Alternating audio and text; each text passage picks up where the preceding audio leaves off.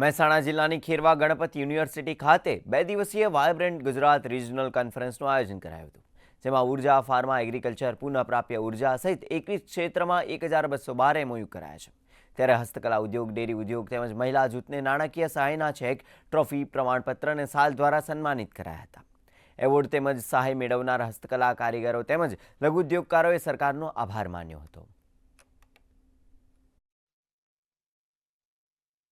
Hydrogen produce કરવાનો, ammonia produce કરવાનો અને એને ડાયરેક્ટલી ત્યાંથી જ એક્સપોર્ટ કરવાનો. આ પ્રકારની નવીનતમ ટેકનોલોજી લાવી રહ્યા છીએ અમે ભારતની અંદર પહેલી વખત, અને કદાચ એશિયામાં જ પહેલી વખત હશે.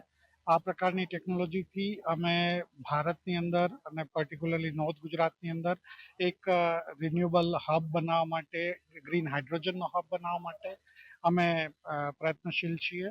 ગુજરાતની અંદર અને પર્ટિક્યુલરલી નોર્થ ગુજરાતની અંદર 2,500થી વધુ લોકોને આ પ્રોજેક્ટથી રોજગારી મળશે. મને પટોળામાં એવોર્ડ મળેલ છે. સરકારે 75,000 રૂપિયા પણ સર્ટિફિકેટ આપેલું, સારું લાગ્યું. આ સરકારનો આભાર માનું છું.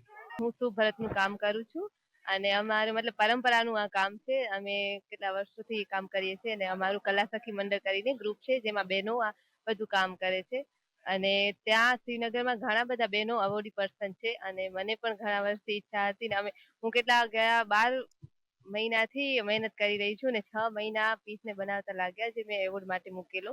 તો આજે મને આ સ્ટેટ એવોર્ડ મળ્યો છે, તો સરકારશ્રીનો ખૂબ ખૂબ આભાર માનીશ કે અમારા જેવા કારીગરોને પ્રોત્સાહન આપે અને આટલી બધી મદદ કરે છે, તો કારીગરો આગળ વધે.